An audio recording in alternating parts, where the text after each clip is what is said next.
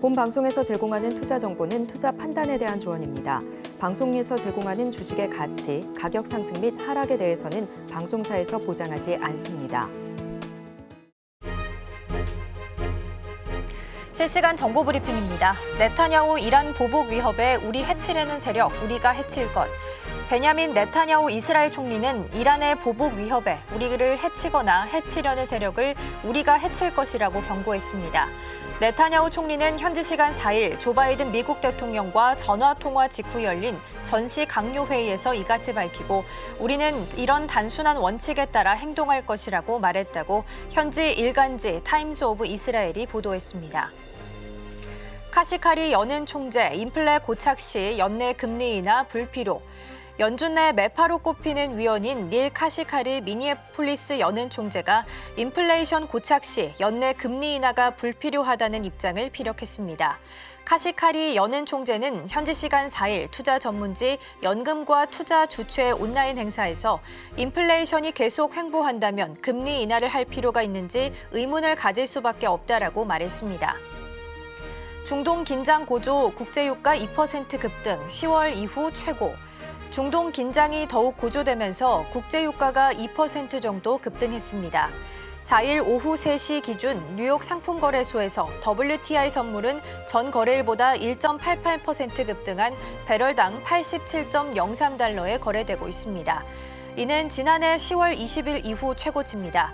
북해산 브렌트유 선물도 1.95% 상승한 배럴당 91.13달러를 기록하고 있습니다.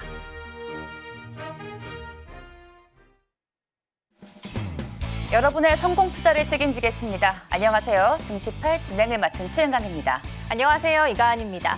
어제 뉴욕 3대 지수는 모두 다 와르르 무너졌습니다. 모두 하락 마감하는 모습이었는데요. 연준 위원들의 매파적인 발언이 좀 이어지게 되면서 지수에는 하방 압력을 가하는 모습이었습니다. 그러다 보니까 엔비디아나 AMD를 중심으로 해서 반도체주들이 좀 많이 빠지는 모습이었죠. 네, 그렇습니다. 특히 전업종 하나도 오르는 종목이 없이 업종별로 강세가 계속됐는데요. 전 섹터가 하락을 하면서 M7 종목 중에서는 테슬라와 메타가 유일하게 살아남았습니다. 자세한 이야기는 잠시 후에 만나보겠습니다. 네, 그럼 마감 상황부터 함께 체크해 보도록 하겠습니다.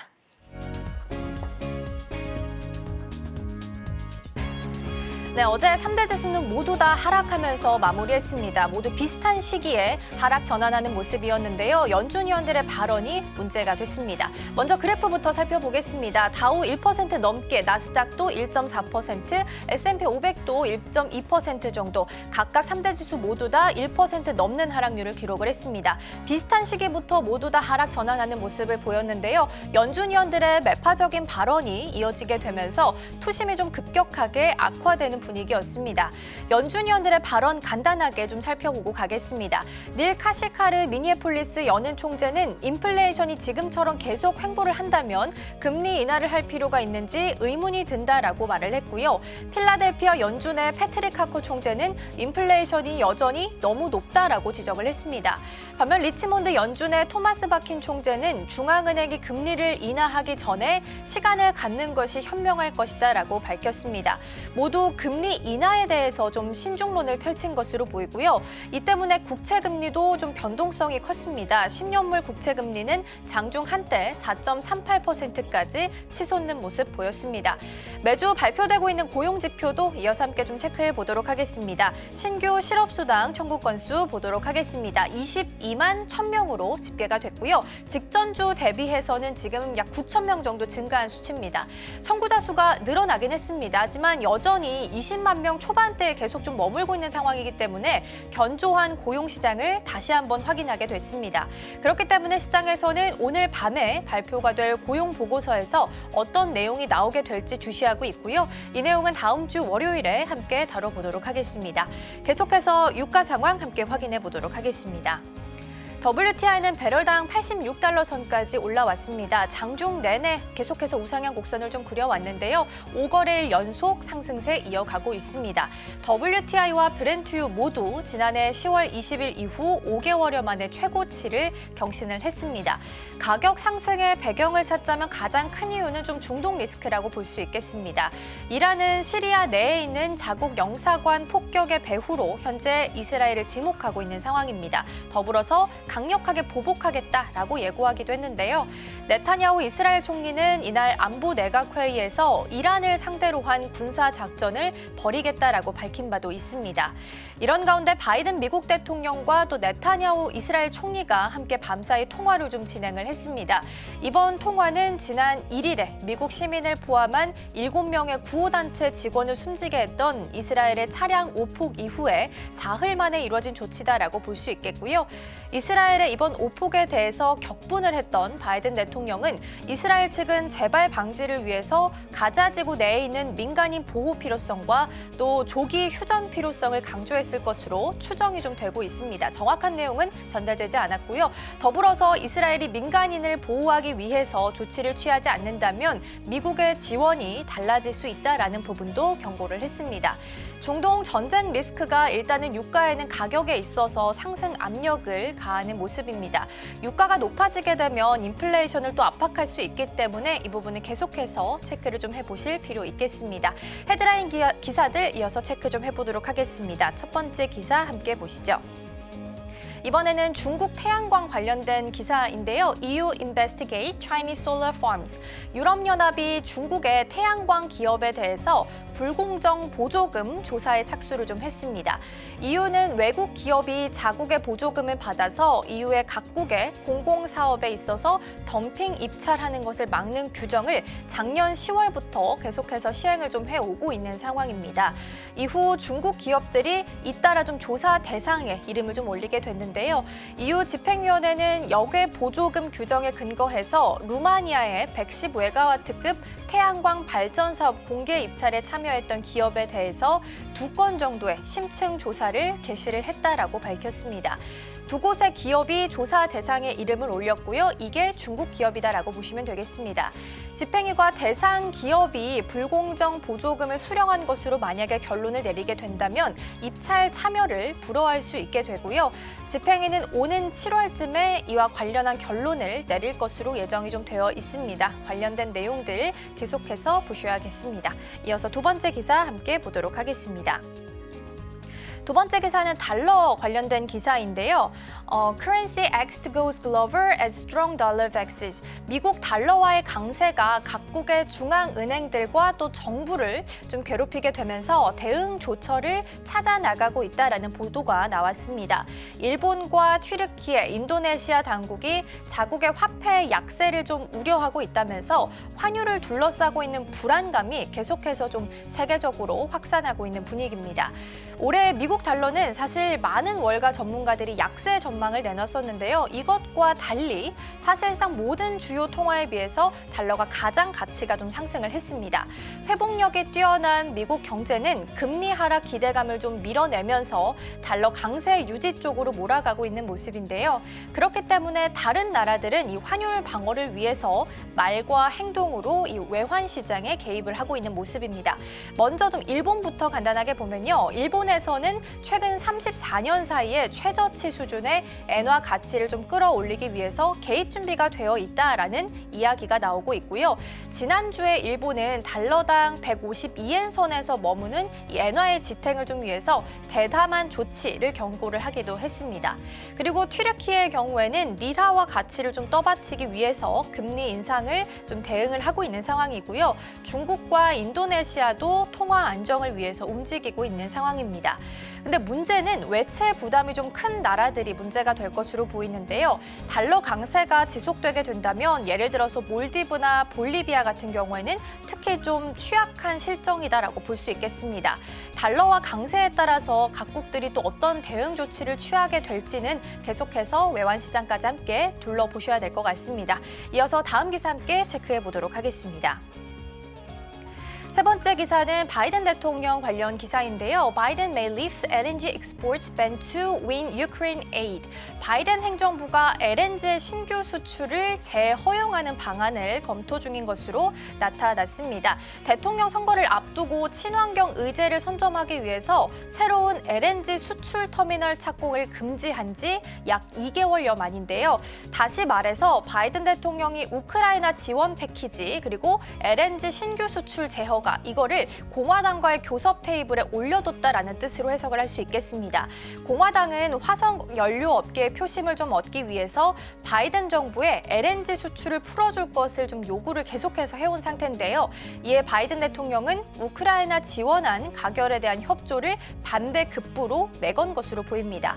다만 백악관 대변인은 이런 외신 보도에 대해서 일단은 사실이 아니다라고 반박을 한 상태고요. 대통령은 여전히 LNG 수출 면허의 추가 승인 중단을 지지하고 있다라고 이야기하기도 했습니다. 쉽게 보면 일단 바이든 대통령 입장에서는 하나를 주고 하나를 잃겠다라는 전략을 취한 건데요. 잘 이뤄질 수 있을지 그리고 또 이게 대선에는 부정적인 영향을 미치는 것은 아닐지 확인을 좀 해보셔야겠습니다. 이어서 다음 기사도 함께 보도록 하겠습니다. 이번에는 중국 관련된 기사인데요. KKR, 그러니까 사모펀드 관련된 기사입니다. China's real estate correction may only be halfway done. 중국에 있어서 부동산 이슈 확인해 보도록 하겠습니다. 지난 2021년부터 내리막길을 계속해서 걷고 있는 중국 부동산 시장이 아직 좀 불황에서 벗어나려면 멀었다라는 주장이 나온 건데요.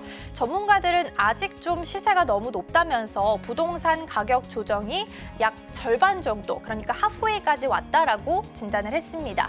기사에 나온 미국 사모펀드 운용사 KKR은 보고서를 인용해서 중국의 GDP 성장률 상승을 위해서는 부동산 문제 해결이 먼저다, 시급하다라고 지적을 좀 했습니다.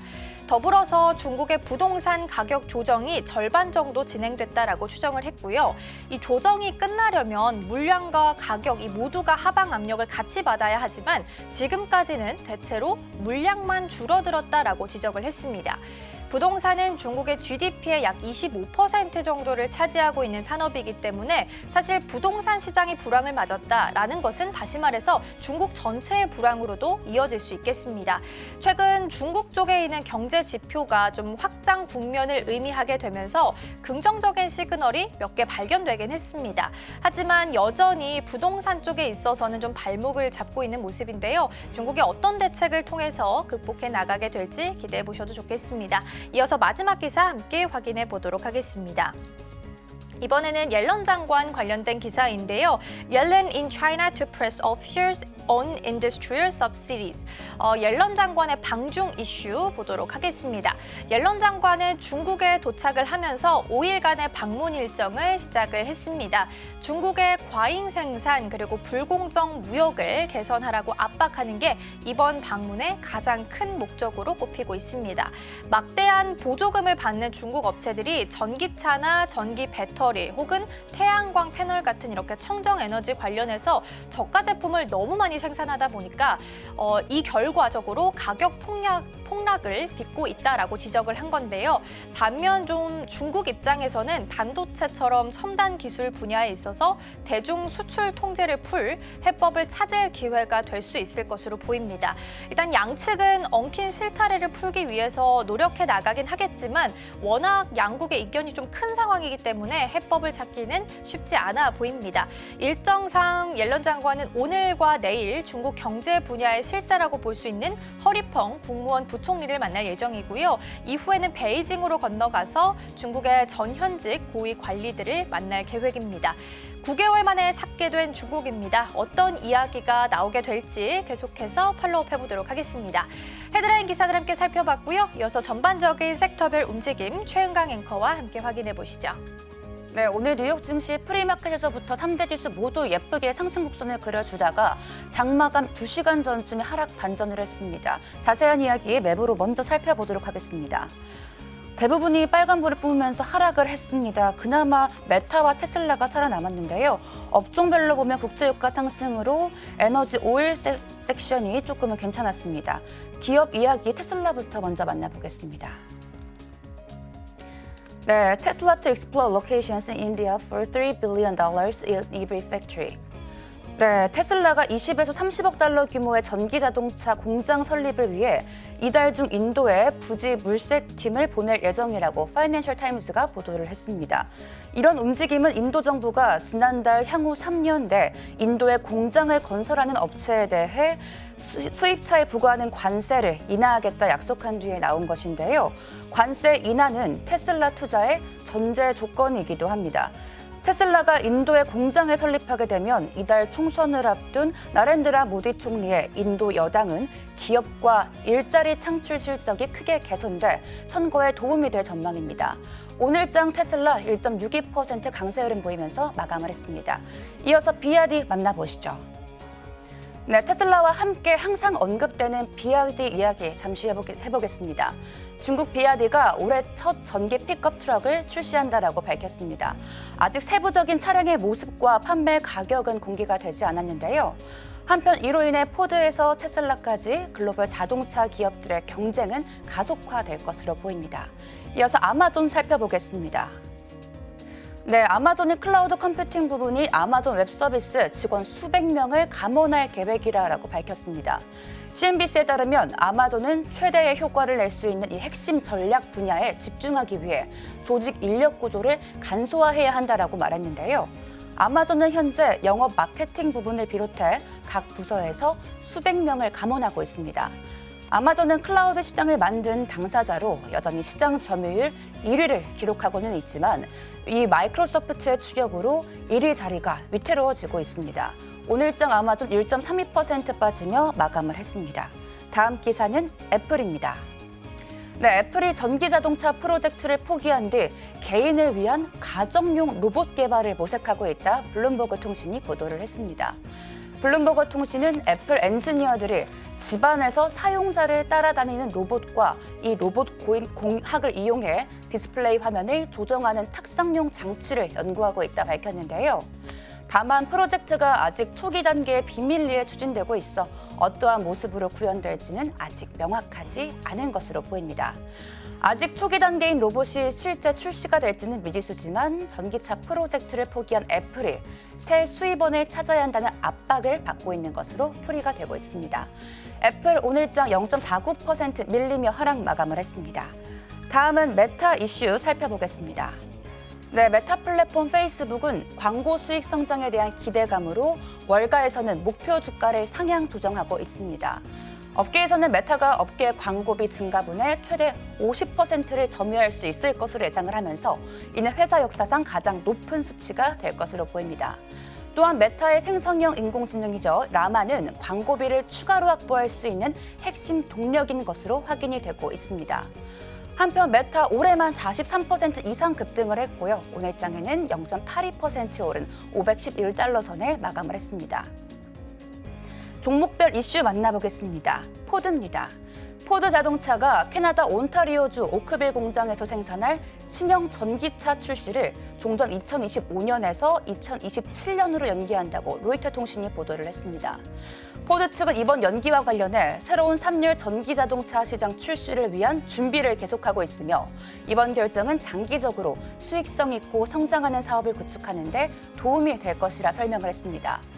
포드는 앞서 미국 테네시의 신규 공장에서 생산할 전기차 트럭의 인도를 2026년까지 연기할 것이라 보도하기도 했습니다.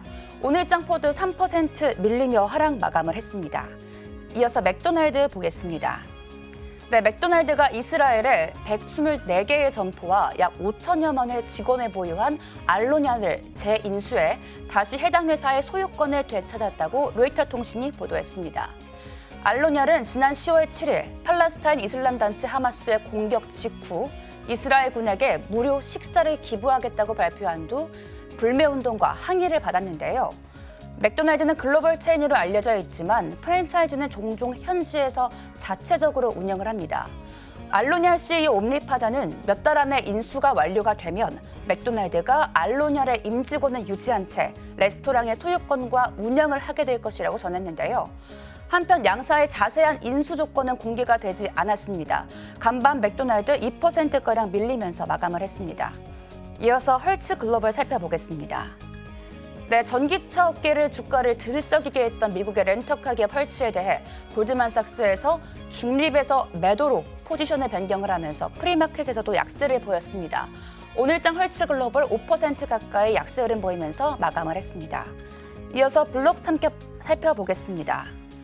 디지털 결제 및 상거래와 관련된 금융 서비스 플랫폼 블록이 모건 스탠리에서 비중 축소로 포지션 변경 후 주가가 프리마켓에서 3% 넘는 약세를 보이다가 하락폭을 키우면서 6% 약세 흐름으로 마감을 했습니다. 이어서 다음 이슈 살펴보겠습니다. 제타입니다. 클라우드 기반 마케팅 전문 기업입니다. 모건 스탠리가 강력한 실적을 언급하면서 비중 확대로 등급 상향을 조정했습니다. 이후 제타글로벌 프리마켓에서 5% 넘는 오름폭을 키우다 13% 상승 마감했습니다. 이어서 웨이페어 살펴보시죠.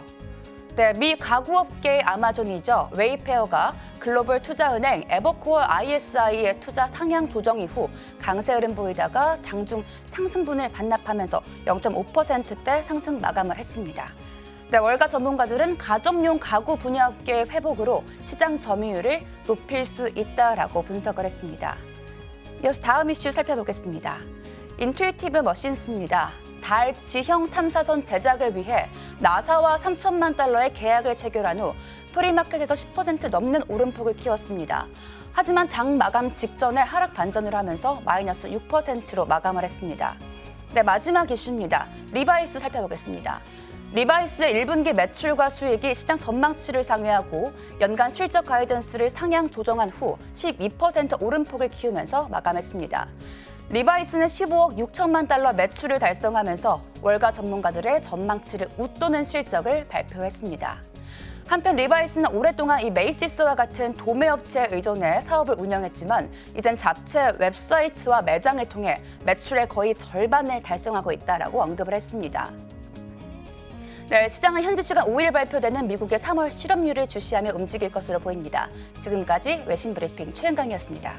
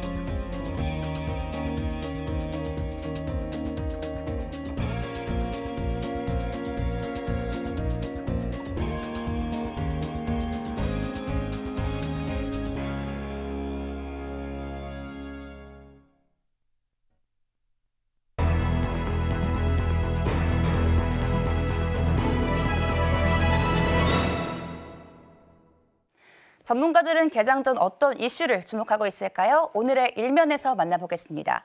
오늘은 루크투자연구소의 임순재 대표님과 함께합니다. 대표님 어서 오세요. 네, 안녕하십니까? 네, 안녕하십니까? 오늘의 헤드라인 먼저 살펴보도록 하겠습니다. 오늘의 헤드라인은 반도체 봄이 왔다. 삼성전자가 오늘 1분기 잠정 실적을 발표를 합니다. 여기에 대해서 시장 전망 어떻게 보고 계실까요? 네, 오늘 오전에 그 삼성전자가 1분기 실적을 발표할 예정인데요. 네. 지금 시장 예상치는 작년보다 큰 폭의 이제 영업이익을 이제 확대를 기대하고 있는 그런 상황이다라고 보시면 되겠습니다. 이렇게 이제 실적을 좋게 기대하는 가장 큰 이유는 최근에 이제 반도체 가격이 계속 이제 상승을 했다라고 보시면 될 것 같고요. 작년 하반기 이후, 그러니까 10월 이후서부터 지금 꾸준히 반도체, 그러니까 D램뿐만 아니라 낸드 프레시의 가격도 지금 상승세를 이어가고 있다라고 보시면 되겠습니다. 여기에 덧붙여 중국의 이제 IT 관련된 부분의 생산량이 확대되고 있다라고 보시면 될 것 같은데요. 특히 이제 중국 내에 이제 스마트폰의 판매량이 증가를 하면서 이와 관련돼서 낸드 프레시의 그런 수요도 같이 좀 증가를 하고 있다라고 보시면 될 것 같습니다. 그러다 보니까 이제 실적 기본적으로 이제 반도체 가격도 올라가고 그다음에 반도체에 대한 판매 수량도 증가하면서 올해 1분기에 아마 영업이익이 흑자로 전환되지 않을까라는 그런 반도체 부분에 대해서 흑자로 전환되지 않을까라는 기대감을 갖고 있다라고 보시면 될 것 같고요. 이렇게 이제 하는 가장 큰 이유 중에 또 하나가 미국의 이제 마이크론의 4분기 실적이 좋았었다라는 겁니다. 같은 반도체 그 3대 업체 중에 하나 중이긴 하지만 마이크론이 이제 가장 3위를 기록을 하고 있는데요. 그럼 이런 마이크론의 4분기 영업이익이 주당 0.42달러를 기록을 하면서 적자를 예상했었는데 흑자로 전환했었다라는 게 시장 분위기를 좀 개선했다라고 보시면 될 것 같고요. 그러다 보니까 1분기 시장 컨센서스도 상당히 지금 좋게 나오고 있는 그런 상황이다라고 보시면 되겠습니다. 지금 화면에 이제 분기별 실적이 쭉 나오고 있는데요. 지금 이번 이제 1분기에 시장 예상치는 지금 매출 같은 경우는 72조 6천억을 기록을 하면서 작년 대비 한 14% 정도 증가할 것이다. 그리고 영업이익도 5조 1,811억을 기록을 하면서 7배 이상 확대될 것이다라는 시장 기대감이 있다라고 보시면 되는데요. 특히 이제 이번에 올라가는 분기 실적에 대한 시장 예상치가 지금 계속 최근에 한 2달 동안 계속 증가를 하고 있는 그런 모습을 보이고 있습니다. 특히 이제 최근 한 달 전에 매출이 71조 5천억에 비해서 지금 한 1조 1천억 정도 증가를 했고요. 그다음에 영업이익도 4조 6,800억에서 한 5천억 정도 증가할 만큼 계속 최근에 나오는 그런 이제 자료들이 삼성전자의 분기 실적을 상향 조정을 하고 있다는 게 이번에 실적에 대한 기대감을 좀 더 키우고 있는 거 아닌가라는 생각을 해보고 있습니다. 네, 전일 TSMC 이슈도 있었고요. 외국인의 반도체 업종에 대한 견조한 수급이 들어오면서 어제장에 삼성전자 5% 넘는 오름폭을 키웠습니다. 그럼 이제 많은 분들이 궁금하실 것 같아요. 과거에는 삼성전자 실적 발표 이후에 어떤 주가 흐름을 보였을까요? 네, 정확하게는 특별하게 발표했다라고 빠지거나 오르거나 하지는 않고요. 그 이슈마다 좀 달랐다라고 보시면 될 것 같습니다. 작년 같은 경우에 지금 잠정 실적 발표를 한 게 이제 분기마다 발표를 하기 때문에 4번 발표했다라고 보시면 되는데요. 지금 화면에 이제 잠깐 보시면 지금 분기별, 그러니까 1, 2, 3, 4분기를 보면 잠정 실적을 발표한 그 날의 주가 변동률을 보면 1분기 같은 경우는 4.3% 정도 상승을 했습니다. 대신 2분기는 2.4%, 그다음에 3분기는 2.7%가 올랐고요. 또 4분기에는 2.4% 정도가 하락을 했습니다. 그러니까 이게 어떤 규칙이 있다라기보다는 이제 그때 상황에 따라 좀 달랐다라고 보시면 되는데요. 대표적으로 이제 크게 변동을 했었던 가장 큰 이유는 지금 삼성전자의 잠정 실적이 시장 예상치를 상회했느냐 아니면 하회했느냐에 따라서 주가 변동이 컸다라고 보시면 될 것 같습니다. 대표적으로 이제 작년 1분기 같은 경우에는 삼성전자가 상당히 이제 부진한 실적을 기록을 했습니다. 영업이익이 한 6천억대에 불과를 했는데 그 전까지 시장 예상치는 혹 잘못하면 영업 적자를 기록할지도 모른다라는 그런 예상치가 나왔었습니다. 그럼에도 불구하고 영업 흑자를 기록을 하면서 그거에 대한 안도감으로 4% 정도 올랐다라고 보시면 될 것 같고요. 이에 비해서 이제 작년 4분기 이제 올해 1월 달에 이제 발표한 잠정 실적치 같은 경우에는 실적 발표한 이후에 2.4% 정도 하락을 했습니다. 이때 이제 삼성전자 같은 경우에 계속 반도체 가격이 점차 상승을 하고 IT에 대한 그런 확장 기대감으로 인해서 영업이익이 한 3조 7천억 정도가 나올 수도 있을 것이다라는 시장 예상치가 있었습니다. 그런데 실질적으로 이제 잠정 실적치의 뚜껑을 열어보니까 2조 8천억에 머물렀다라고 보시면 될 것 같고요. 그러다 보니까 상대적으로 이런 시장 기대치를 하회하면서 주가가 큰 폭으로 좀 하락을 하는 그런 모습을 좀 이어갔다라고 보시면 될 것 같습니다. 그렇기 때문에 오늘 같은 경우도 실적 예상치를 과연 삼성전자가 얼마만큼 이제 맞추느냐에 따라서 주가가 오르거나 내릴 가능성은 있다라는 점도 같이 좀 주목해서 보시면 어떨까 싶습니다.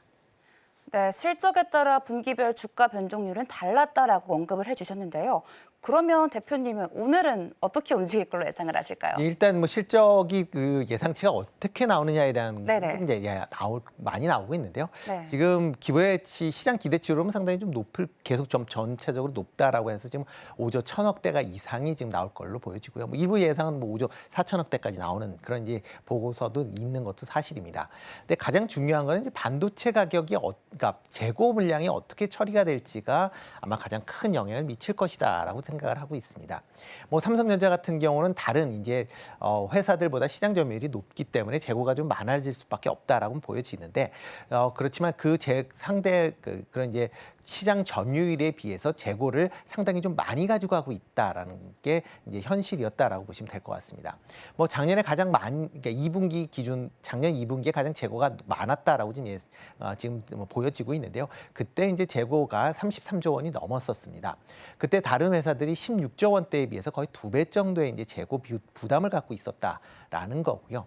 뭐 이번에 이제 마이크론의 실적이 좋아진 것을 본다라고 하게 되면 물론 이제 마이크론의 이제 재고도 여전히 이제 높은 수준을 유지하고는 있지만 재고가 어느 정도 소진이 되면서 기존에 이제 판매하고 있는 레거시 반도체의 가격과 그다음에 판매 실적이 좋았다라고 보시면 될 것 같습니다. 그렇지만 삼성전자 같은 경우 재고가 여전히 많은 상황이다 보니까 과연 이런 재고에 따라서 재고에 대한 평가 손실이 어떻게 나올지에 대한 부분이 여전히 퀘스천으로 좀 묶여 있다라고 보시면 될 것 같습니다. 지난 작년 4분기의 실적도 부진했었던 이유가 이런 재고 부분에 대한 평가 손실에 대한 부분이 반영이 되면서 실적이 좀 악화됐었던 측면이 분명히 있거든요. 그렇기 때문에 삼성전자의 이런 실적 부분은 반도체 재고 부분이 어떻게 평가되느냐에 따라서 오늘도 실적치가 좀 달라질 가능성이 있습니다. 뭐 시장 예상대로 뭐 재고 손실이 그렇게 크지 않다라고 하게 되면 시장 예상치에 뭐 상당히 부합하는 그런 이제 실적을 발휘할 수는 있지만 만약 평가 손실 관련 분야가 좀 확대된다든가 하게 되면 상대적으로 조금 이제 시장 예상치를 하회할 가능성도 있다라고 생각이 되고 있고요. 또 하나가 이제 오늘 같은 경우에는 미국의 이제 필라델피아 반도체 지수가 전일 좀 큰 폭으로 하락을 보였습니다. 특히 3% 이상 지금 하락을 보였던 그런 상황이기 때문에 만약 그런 관점에서 본다라고 하게 되면 만약 이제 삼성전자가 웬만큼의 이제 좋은 실적을 보이지 않는다라고 하게 되면 그러한 이제 그러니까 미국 시장의 반도체 지수 하락에 영향을 어느 정도 받을 수도 있다라는 것도 같이 좀 보셔야 되지 않을까라는 생각을 좀 해보고 있습니다. 네, 말씀 감사합니다. 반도체 재고율의 평가 손실이 중요하다라고 언급을 해주셨습니다. 그러면 이제 오늘장 궁금한 게 이제 삼성전자 같은 무거운 종목을 움직이려고 하다 보면 외국인의 수급이 중요하지 않습니까? 외국인 13거래일째 현재 순매수세를 보여주고 있는데 오늘은 어떻게 움직일까요?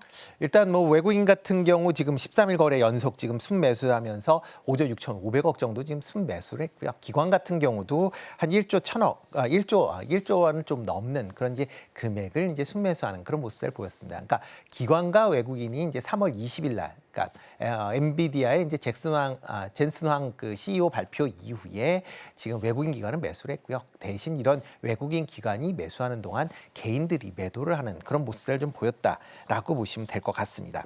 특히 이제 개인 투자자들 같은 경우에는 지금 어느 정도 이제 이게 주가가 상승을 하면서 그동안 뭐 장기간 이제 물렸었던 그런 이제 물량들이 좀 나오고 있는 거 아닌가라는 생각을 좀 해보고 있는데요. 특히 개인 투자가는 이제 코로나 이후에 57조 원 정도의 이제 삼성전자 주식을 이제 순매수하는 그런 모습을 보였습니다. 그런데 이 주가 수준을 보면 2021년 1월달에 96,800원을 고점으로 계속 하락을 했습니다. 그러니까 그때 사신 그 이후서부터 사신 분들 같은 경우에는 뭐 지금 상당 기간 동안 이제 8만 원대를 하회를 하면서 계속 이제 손실을 보고 있었고요. 그러면서 주가가 최근에 상승을 하면서 이런 손실이 좀 어느 정도 회복이 되면서 이제 주식을 매도했다라고 보시면 될 것 같고요.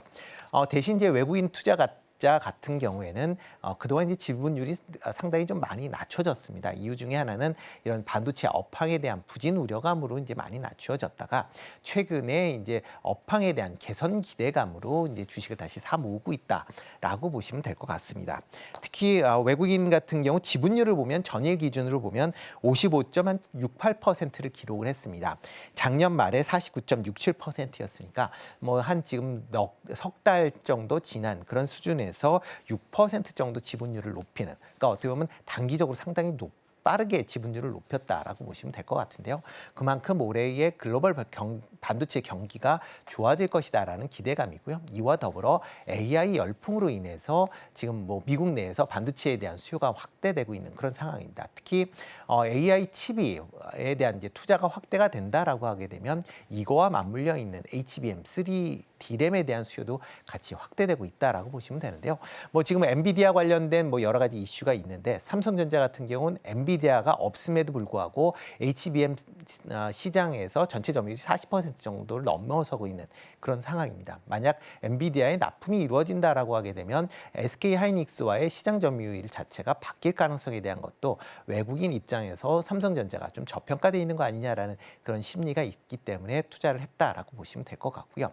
뭐 좀 전에 말씀드렸듯이 외국인 지분율이 계속 지금 올라가고 있다라고 하게 되면 과연 이게 지분율이 얼마만큼 더 올라갈 수 있느냐가 아마 향후에 주가 향방을 결정을 지을 가능성은 있다라고 보여집니다.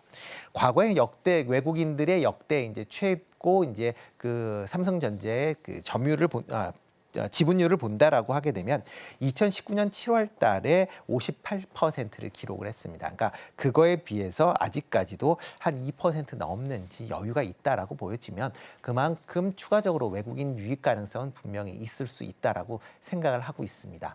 그렇지만 조금 전에 말씀드렸듯이 단기간, 그러니까 오늘 같은 경우에는 조금 이런 이제 미국의 필라델피아 반도체 지수가 좀 하락을 했었던 그런 측면이 있기 때문에 뭐 오늘 같은 경우는 조금 매도가 나올 가능성도 조금은 있지 않을까라는 개인적인 생각을 해보고 있습니다.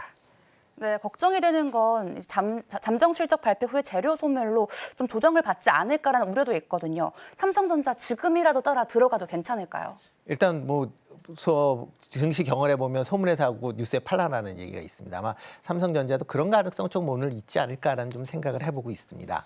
그 이유 중에 하나는 이제 삼성전자가 올해만 이제 지난 그 3월 20일 이후에만 지금 17% 정도의 주가가 상승을 했습니다. 그러니까 단기간에 주가가 삼성전자 입장에서 보면 상당히 좀 급등을 했다라고 보시면 좋을 것 같고요. 특히 이제 올랐었던 이유가 이제 엔비디아의 HBM3E D램에 대한 납품에 대한 기대감 때문에 주가가 이제 급등을 했었던 측면이 있습니다. 그렇지만 최근에 엔비디아 조정을 받고 있고 미국의 마이크론 같은 경우도 조정을 받았기 때문에 이러한 이제 단기 상승에 따른 이제 조정 가능성에 대한 부분도 여전히 예상을 하셔야 될 것 같고요. 그리고 이제 실적이 과연 얼마만큼 잘 나올 것이냐라는 부분도 같이 좀 보셔야 될 걸로 보여집니다. 만약 실적이 시장 예상치를 하회한다라고 하게 되면 조금 낙폭을 키울 가능성은 좀 있다라는 것도 같이 좀 보셔야 될 걸로 보여지고요. 뭐 그런 부분을 본다라고 하게 되면 일단 삼성전자에 대해서는 단기적인 아마 조정 가능성에 대한 부분도 생각을 해보셔야 될 것 같습니다. 다만 이런 이제 삼성전자가 조정을 보인다라고 해서 뭐 급락을 하거나 아니면 다시 이전 단위로 뭐 7만 원대로 내려간다라고 보기는 좀 어려울 걸로 예상이 되고 있습니다. 그 가장 큰 이유는 삼성전자가 계속 그 반도체 경기가 회복이 되고 있다라는 점에 주목을 해 보셔야 될 걸로 보여지는데요. 지난 이제 21년도에 가장 큰 이제 영업이익을 기록을 했습니다. 51조 6천억을 기록을 했는데 그때 당시 이제 주가가 이제 7, 8만 원 선이었다라는 걸 감안을 한다라고 보면 최근에 이제 올해 이제 시장 컨센서스가 이제 34조 원 정도 예상을 하고 있습니다. 그러니까 그때보다는 조금 이제 영업이익 측면에서 보면 좀 줄어들 가능성은 있습니다. 그렇지만 그 외에 HBM3라는 이제 새로운 그런 먹거리에 대한 시장 기대감이 여전히 상존하고 있다라는 것도 같이 좀 주목해 보셔야 될 것 같고요. 특히 이제 전방 산업인 ICT에 대한 부분, 특히 중국이 경기가 조금씩 회복되고 있다라는 점이 향후에 ICT에 대한 생산을 확대시킬 수 있다라는 그런 이제 기대감이 여전히 갖고 있는 그런 상황입니다. 그렇다라고 하게 되면 올해 전반적으로 본다라고 하게 되면 삼성전자의 실적은 지금보다 개선될 가능성은 충분히 있다라고 보여지고요. 만약 주가가 큰 폭으로 좀 조정을 받는다라고 하게 되면 저가 매수의 관점으로 접근해 보시는 게 필요하지 않을까라는 생각을 해보고 있습니다. 네, 단기 상승에 따른 조정 가능성 언급해 주셨습니다. 네, 오늘은 여기서 마치겠습니다. 지금까지 루크투자연구소 임순재 대표님과 함께했습니다. 대표님 고맙습니다. 네, 고맙습니다.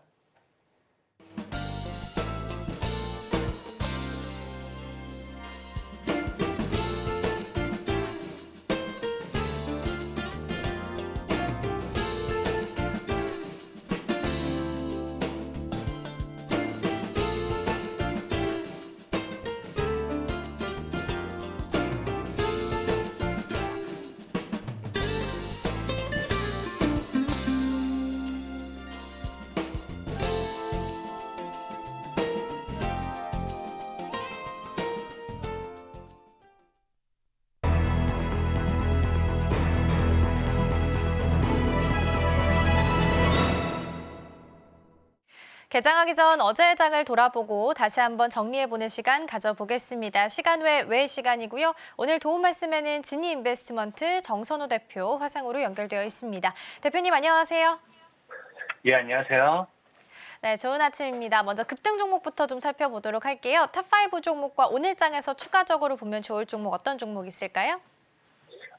일단 어제 시간에 급등했던 종목들은 일단은 최근에 이제 우리가 AI가 지속적으로 성장을 하게 되면서 이 전력 수요가 급증하는 거를 우리가 뭐 확인해 보실 수 있습니다. 자, 그러면서 뭐 이제 머스크 같은 경우도 앞으로는 이제 변압기라든지 이런 것들의 중요성을 많이 언급을 했었죠. 자, 그러다 보니까 지금 시장 자체가 전력, 뭐 변압기, 뭐 전기 이런 종목들이 많이 움직여졌었는데 또 어제 이제 최근에 이제 또 이슈가 나온 게 중국의 원자재 감소한이 발표가 나오면서 발표에 따라서 최근 이제 구리 가격이 또 급등을 하고 있어요. 구리 가격 상승에 따른 뭐까지 따라와 주냐고 하면은 이 전선 가격 뭐 이런 것들 상승하는 것들을 우리가 확인해 볼 수 있기 때문에 여기에 대한 모멘텀으로 이 전선주들이 상승하는 걸 확인해 보실 수 있습니다. 자, 그러다 보니까 사실상의 시간에 급등했던 종목들 그냥 전선이 붙으면 다 올라갔다 보시면 좋아요. 옛날에 제약바이오가 이제 진짜 강세를 보였을 때 어떤 이슈를 가지고서 제약바이오를 사는 게 아니라 그냥 뭐뭐 제약, 뭐뭐 젠, 뭐뭐 프로젠, 뭐뭐 넥스 뭐 이런 것들 뭐 HNG 뭐 이런 게 붙어버리면은 그냥 다 상한가 같은 그런 시절처럼 어제 시간에는 사실 그냥 전선이 붙으면 다 급등했다라고 좀 보시면 좋을 것 같습니다. 자, 첫 번째로 이제 우리가 해서 보면 좋은 종목이 자, 이제 대한전선이에요. 대한전선 같은 경우도 이 기업이 뭘 한다, 뭐 이 기업이 뭐 있다 이런 걸 떠나서 그냥 전선이 붙는 거 확인할 수 있겠죠. 전선이 붙으면서 급등이 나왔다 보시면 좋고요. 지금 뭐 월봉상에서도 뭐 이런 하방 추세 때 지금 하방 추세 때 돌파하면서 고개를 드는 자리이기 때문에 사실상의 12,000원대를 어떻게 뚫어내는지를 좀 지켜봐야 될 구간이다라고 좀 생각을 하고 있습니다. 자, 그리고 두 번째로는 이제 대원전선이에요. 대원전선. 자, 역시나 대원전선 역시도 뭐다? 그냥 뭐뭐 전선입니다. 그래서 대원전선이 뭐 하고 말고 중요한 게 아니라 뭐뭐 전선이기 때문에 상승을 기대해 볼 필요가 있고요. 자, 과거부터 현재 막 1,000원 정도 구간대와 이 정도 터치해줬을 때는 보면 아시겠지만 한 3,000원 정도까지, 3,000원 정도까지 가졌기 때문에 이번에도 뭐 한 3,000원 정도까지 기술적인 반등이 나와 주는지 한번 좀 지켜보면서 대응을 해보시면 좀 좋을 것 같아요. 자, 그래서 대원전선도 보시면 좋을 것 같고, 자, 그리고 세 번째로는 가온전선이에요. 그러니까 뭐뭐 전선이죠. 이 기업도 보면은 그냥 전선, 이 기업이 뭐 하는 기업이다 이게 아니라 전선. 그래서 현재 보면은 가온전선 같은 경우는 이제 과거에 대략적으로 한 25,000원, 6,000원, 28,000원 이 구간대가 강한 저항이었다고 하면은 지금 저항대 돌파 안착 흐름이 나와주고 있어요. 돌파 안착하면서 신고가로서 연결되는지 우리가 한번 또 지켜볼 수 있는 구간이다라고 좀 말씀을 드리고 싶습니다. 자, 그리고 네 번째로는 이제 LS 머티리얼즈라는 종목이 있어요. LS 머티리얼즈 같은 경우 뭐뭐 전선은 아니에요. 뭐뭐 전선은 아닌데 이 지금 LS 전선이라는 종목이 있습니다. 근데 보면 여러분들 아시겠지만 여기 보일지 모르겠지만 이게 지금 빨간색으로 LS 전선이 되어 있어요. 이게 무슨 말이냐고 하면은 이게 코스닥이라든지 코스피에 있는 게 아니라 지금 어디에 있다? 코넥스에 상장되어 있다라는 거예요. 코넥스에 상장되어 있다 보니까 LS 전선이 시간에 움직이는 게 아니라 이 LS 전선 관련해서 이 반사이익을 받을 수 있는 기업이 뭐다? LS 머티리얼즈입니다. LS 머티리얼즈. 그래서 LS 머티리얼즈가 지금 시간에 움직여주는 거고 어쨌든 이 기업이 움직이는 이유는 전선 관련되어 있는 모멘텀 이다 보시면 좀 좋을 것 같아요. 자, 그래서 역시나 하방 추세 지금 돌파하면서 지금 바닥을 우리가 이때 이제 고점이겠죠. 그래서 갭을 메꾸는 구간까지 밀었다가 하방 추세 돌파 돌리는 만큼 한 27,500원이 뚫어주면서 어떻게 올라가는지 좀 지켜보면 좋을 것 같습니다. 자, 그리고 이제 마지막으로는 이제 이 3S라는 종목이에요. 3S 같은 경우 사실상 이 뭐뭐 전선 이런 관련되는 모멘텀의 트레이드는 아닙니다.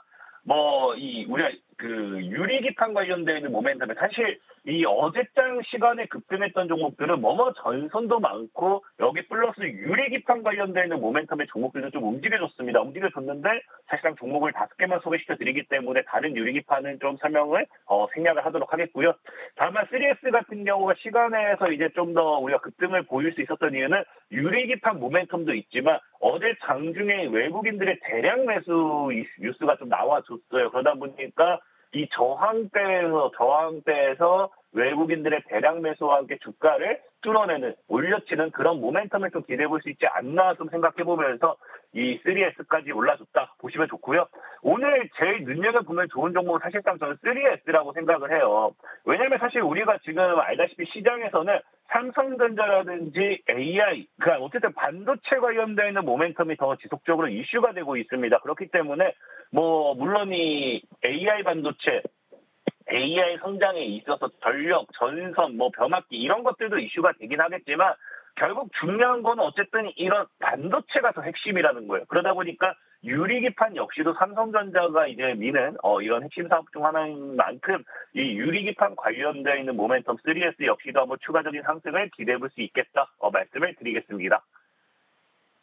네, 먼저 급등 종목들 체크 좀 해봤습니다. AI 모멘텀 거기다가 구리 가격이 좀 상승하게 되면서 뒤에 전선 붙어있는 관련주들 좀 탑5에 이름을 좀 올렸습니다. 더불어서 오늘 장에서 추가적으로 보면 좋을 종목은 3S 꼽아주셨습니다. 유리기판 관련주긴 하지만 외국인이 어제 대량 매수세가 좀 들어오게 되면서 이 저항선을 주가상에서 좀 뚫어낼 수 있을지 오늘 장에서 주가 흐름 함께 좀 체크해 보시면 좋을 것 같습니다. 반대로 급락했던 종목들도 확인해 보겠습니다. 탑5 종목과 오늘 장에서 유의 깊게 봐야 될 종목이 있다면 어떤 종목이 좀 있을까요? 일단은 이 급락했던 종목들이 어제랑 좀 비슷합니다. 이 주의, 주의 경고 이런 종목들이 또 시간에 움직임을 보이는 게 좀 많았어요. 그래서 어제 시간에 급락했던 종목 첫 번째로 보면 이제 SK 이터너스라는 종목이 있습니다. 이터닉스라는 종목이 있어요. 자, 이터닉스 같은 경우는 보면은 상장 이후에 지속적인 상승입니다. 자, 보시면 아시겠지만 벌써 상장하고 나서 거의 약 3배 정도는 올랐다 보시면 좋아요. 그러니까 약 3배 정도 올라가다 보니까 뭐가 나오느냐? 자, 투자 경고를 먹습니다. 종목 지정 예고가 나와요. 그러니까 전에 얘기했지만 투경 이런 거 먹으면 이제 하루 동안 거래 정지가 되거든요. 자, 그러다 보니까 거기에 대한 불안감, 이래야 될 거 아니면 단타 수급들, 매도 포지션이 좀 나오는 것들이 확인되는 추세다 보시면 좋을 것 같습니다. 그래서 그런 관점에서 일단은 좀 조정이 나와주는 거 우리가 확인해 보실 수 있고요. 자, 두 번째로는 이제 엠젠솔루션이라는 종목이에요. 엠젠솔루션도 투자 주의가 떴어요. 그러니까 투자 주의가 뜬 가장 큰 이유는 자, 보시면 아시겠지만 지금 뭐 하고 있다. 갑자기 장중에 어제 엠젠솔루션이 이 상한가를 갔습니다. 상한가 갔는데 갑자기 이게 안 풀리고 있다가 3시 넘어서 풀릴 듯 말 듯 하면서 이렇게 공방하다가 뭐 한다? 종가에서 갑자기 급락을 시켜요. 그러니까 종가 급변에 따른 투자주의입니다. 투자주의. 그러다 보니까 이게 종가가 왜 하락했지? 악재가 있나? 이런 개인들의 심리가 나와주는 거겠죠. 그런 심리에 따른 또 이 매물출에 따른 하락이라 좀 보시면 좋을 것 같고요. 자, 세 번째로는 이제 또 큐라클이라는 종목이 있어요. 자, 큐라클 같은 경우는 사실상에 엄청나게 빠져야 될 이유는 없습니다. 다만 지금 보면은 단기간에 주가가 좀 이제 8천 대비해서도 주가가 약 3배 정도 상승했잖아요. 근데 이 3배 상승한 구간에서 이런 하락이 나오는 게 뭐냐고 하면은 적어도 지금 자리가 더 가기 위해서는 2만 원대를 뚫어내야 되는 저항 구간이에요. 저항 구간. 근데 저항 구간을 뚫지 못하고 어떻게 되고 있다? 윗꼬리에 달고 있습니다. 그냥 윗꼬리에 달고 있는데 이 이유가 아무래도 그 임상 결과 보고서를 수령을 했어요. 그러니까 임상 결과에 따른 기대감으로 상승을 했는데 결과 보고서를 수령했지만 뭐 한다? 이 저항 돌파에 실패하죠. 그럼 우리가 뭐라고 생각할 수 있냐고 하면은 그 기대감이 결과가 나쁘다라고 했으면 이 기업이 하한가를 갔겠죠. 나쁘다가 아니라 예상했던 것만큼 그래도 좋은 결과는 아니지 않나. 조금 내가 수학 시험을 쳤으면 100점을 기대하고 있었는데 한 90점이 나오는 그런 상황이지 않나라고 생각을 해요. 그러다 보니까 기대감 소멸에 따른 좀 이 시간에 매물출에다 좀 보시면 좋을 것 같고요. 자, 네 번째로는 이제 모아 데이터. 자, 모아 데이터 같은 경우는 이 CB 전환, 전환사채 추가 상장을 합니다. 그러다 보니까 전환사채 추가 상장에 따른 이 매물 출회, 아무래도 이 전환사채가 상장되면은 수익 구간에서는 시장가로 던져서 차익을 챙길 수도 있기 때문에 그런 리스크에 따른 이 하락이다 보시면 좋을 것 같고요. 자, 마지막으로는 대양금속이라는 종목이 있어요. 대양금속 같은 경우는 유상증자 납입일이 변경됐습니다. 그러니까 원래 돈을 오늘까지 입금하기로 했으면 이거를 다음 달까지 주겠다. 또 이제 지연이 돼버리는 거예요. 그러다 보니까 왜 이걸 돈을 입금을 안 하지? 그런 리스크에 따른 하락이라 생각하시면 좋고요.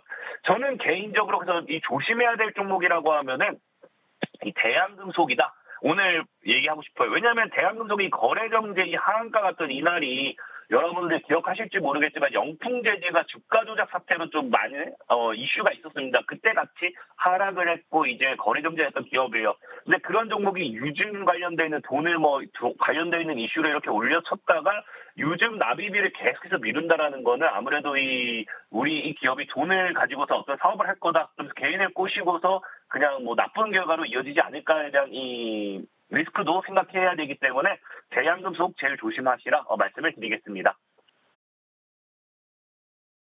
네, 이렇게 해서 급락 종목들도 함께 좀 살펴봤습니다. 오늘 장에서 대양금속 좀 주의 깊게 보자라고 말씀해 주셨는데요. 유상증자 납입일 지연 이슈도 있고요. 거기다가 주가 조작에 함께 연루됐던 좀 이력도 있기 때문에 리스크 관리 좀 반드시 필요해 보입니다. 함께 보시면 좋을 것 같습니다. 오늘 도움 말씀은 여기까지 듣도록 하겠습니다. 대표님 고맙습니다. 네, 오늘의 핵심입니다. 상승하던 미국 증시 지정학적 리스크에 일제히 급락하면서 마감했습니다. 오늘의 일면에서는 오늘 오전 잠정 실적을 발표하는 삼성전자 만나봤습니다. 시간 외에서는 시간의 급등주로 3S, 시간의 외 급락주로는 대양금속 체크했습니다. 네, 저희가 방송 중에 제공해드린 정보는요. 투자 판단을 위한 조언일 뿐 해당 종목의 가치와 수익률은 보장하지 않습니다. 저희는 잠시 후 증시 구로 돌아오겠습니다. 시청해주신 여러분 고맙습니다.